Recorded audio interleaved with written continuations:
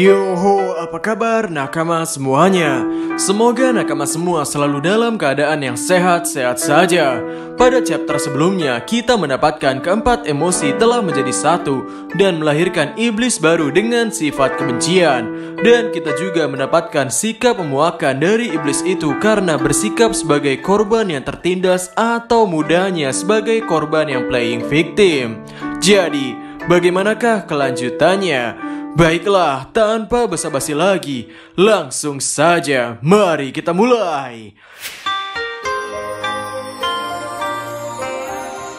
Chapter 117 kali ini berjudul Pembuat Pedang. Kali ini kita diperlihatkan perkembangan pertarungan dari Tokito. Tokito yang berada di dalam air sepertinya masih memiliki sisa pernafasan untuk melakukan satu kali serangan lagi. Tokito mencoba menggunakan salah satu tekniknya untuk keluar dari gelembung air. Namun hal itu ternyata gagal.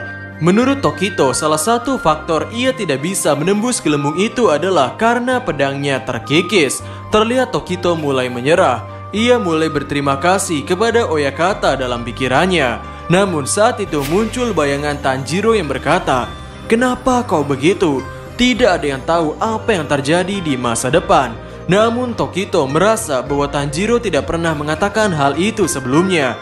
Dan ia bertanya-tanya siapa yang mengatakan hal itu. Di sisi lain terlihat Gyoko sudah mulai memasuki gubuk itu. Terlihat di sana Haga Nezuka sedang mengasah pedang itu. Ia terkesima dengan betapa menakjubkannya baja dan teknik pembuatan dari pedang ini. Ketika Gyoko masuk ke gubuk itu dan menyerang salah satu orang yang ada di sana, Haga Nezuka tidak memperdulikannya dan tetap fokus mengasah dan terkagum-kagum dengan pedang itu. Gyoko yang merasa tidak disadari atau tidak dihiraukan karena Haga Nezuka sangat berkonsentrasi itu mulai merasa kesal. Gyoko di sini juga merasa tersaingi karena sebagai seniman, ia tidak pernah melakukan konsentrasi sefokus itu. Lalu Gyoko melakukan serangan kepada Haga Nezuka. Meskipun Haga Nezuka terkena serangan itu dan topengnya sampai terbelah dan terjatuh, Haga Nezuka yang ternyata berwajah tampan ini masih tetap meneruskan asahannya. Sontak Gyoko pun terkejut dengan Haga Nezuka yang tidak mau berhenti. Di sini Haga Nezuka juga berpikir bahwa kenapa pembuat pedang ini tidak mau menuliskan namanya, karena tujuan pedang ini bertuliskan pada satu huruf yang ada di sana. Di sisi lain, Gyoko benar-benar merasa kesal dengan kelakuan Haga Nezuka. Gyoko mengaku bahwa ia bisa saja langsung membunuh Haga Nezuka. Namun Gyoko berniat untuk membuat Haga Nezuka mengabaikan pedangnya terlebih dahulu. Dan di sisi lain, terlihat Tokito masih berbicara dengan bayangan Tanjiro. Di sana Tanjiro memberitahu Tokito untuk tidak menyerah dan pasti akan ada seseorang yang menyelamatkannya. Namun Tokito merasa orang selain dia itu lemah. Dialah yang terkuat karena dia itu pilar. Namun ia melakukan banyak kesalahan dan Tanjiro memberitahu lagi bahwa manusia tidak akan bisa melakukan hal banyak jika sendiri. Itulah kenapa orang-orang saling bekerja sama dan saling membantu. Dan tiba-tiba muncullah Kotetsu yang mencoba untuk menyelamatkan Tokito. Namun di belakang Kotetsu terlihat iblis ikan buatan Gyoko. Dan Kotetsu pun terkena serangan di beberapa bagian vitalnya. Meskipun begitu, Kotetsu tidak berniat untuk melarikan diri dan tetap berusaha untuk menyelamatkan Tokito. Dan di saat Kotetsu menekan gelembung itu dengan tangannya, gelembung udara pun terjadi di sana. Dan berkat itu Tokito bisa menarik nafas dan melakukan serangan kabut dari dalam dan berhasil mengeluarkan Tokito dari dalam gelembung air itu. Dan di sini terbukti perkataan Tanjiro yang berkata, membantu orang lain pada akhirnya juga akan berguna untukmu. Chapter 117 selesai sampai di sini. Kemudian pada chapter 118 berjudul Artimu pada Muichiro. Pada cover chapter menggambarkan wajah Tanjiro berdampingan dengan seseorang. Di sana bertuliskan, "Ayahku punya warna mata yang sama denganmu. Sekarang aku ingat, Tanjiro." Hoho, kata-kata yang menarik. Setelah Tokito keluar dari gelembung itu, ia teringat masa lalunya. Tokito bercerita, "Ayahku adalah seorang penebang pohon, dan aku sebagai putranya juga sering membantunya menebang." Sambil mengingat masa lalunya, Tokito merasa kesakitan akibat serangan gelembung air tadi, dan kondisi paru-parunya saat ini terdapat air di dalamnya.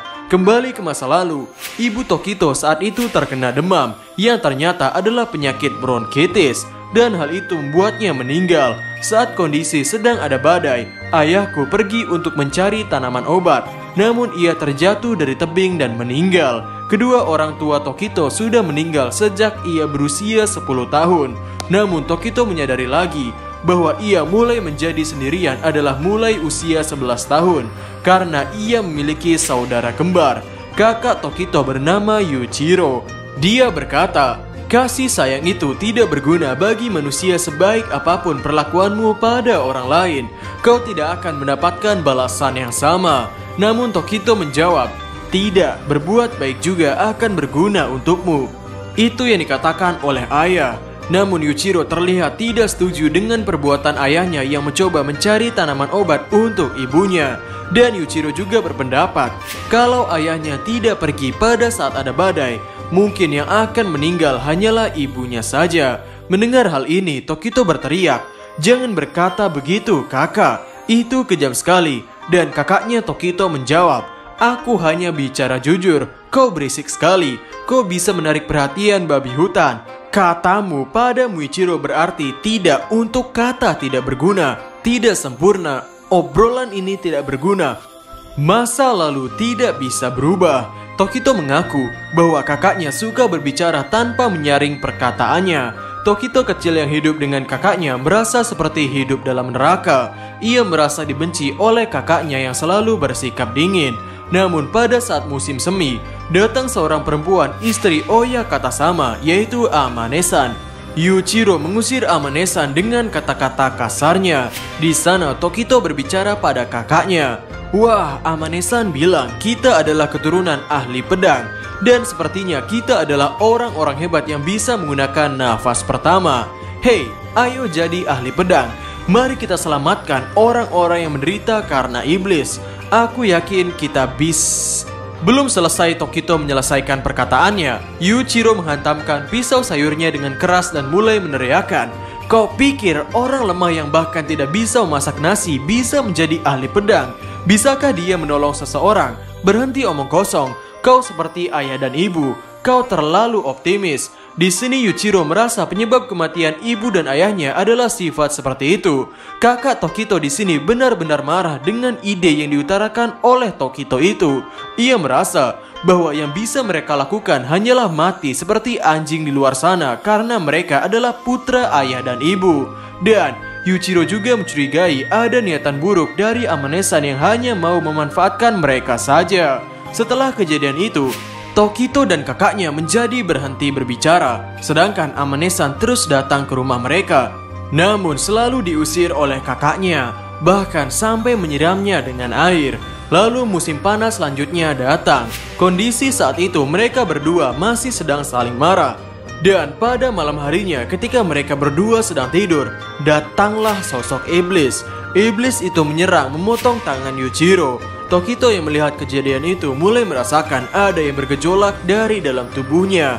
Ia mulai murka dan berteriak kencang sampai ia tidak mengingat apa yang terjadi setelahnya. Lalu ketika sadar, Tokito dalam keadaan memegang palu dan kapak, dan kondisi iblis itu sudah hampir mati. Meski kepalanya hancur, namun dia masih bisa bergerak seperti tidak bisa mati. Dan iblis itu hancur menjadi debu setelah matahari muncul. Setelah itu dengan badan yang sangat terasa berat, Tokito pergi kembali ke rumah untuk melihat keadaan kakaknya. Setelah ia masuk, ia melihat kakaknya masih hidup dalam keadaan tergeletak dan sedang berdoa. "Para dewa, Buddha, kumohon selamatkan adikku. Dia tidak sama sepertiku. Dia anak baik. Dia ingin jadi berguna dan aku menghalanginya. Akulah yang jahat. Jika engkau hendak memberi hukuman, hukumlah aku. Aku tahu selama ini kebenaran artimu pada nama Yuichiro, yaitu tidak untuk tidak terbatas. Kalau kau melakukan sesuatu untuk menolong orang lain, aku akan mengeluarkan kekuatan yang tidak terbatas. Kau adalah orang-orang terpilih." Ketika panel kembali ke masa sekarang, kita diperlihatkan muncul tanda di dahi dan pipi milik Yuichiro. Dan chapter 108 selesai sampai di sini. Hoho, masa lalu menyedihkan Muichiro akhirnya menjadi jelas. Setelah ia mengingat secara jelas masa lalunya itu, ia saat ini sepertinya menjadi sosok yang berbeda dengan sebelumnya. Apalagi saat ini muncul tanda misterius pada dahinya. Tanda seperti yang dimiliki Tanjiro dan samurai masa lalu, namun dalam bentuk yang berbeda. Kira-kira bagaimanakah kelanjutannya? Nantikan di Zona Manga. Jadi, sampai ketemu lagi dan terima kasih banyak.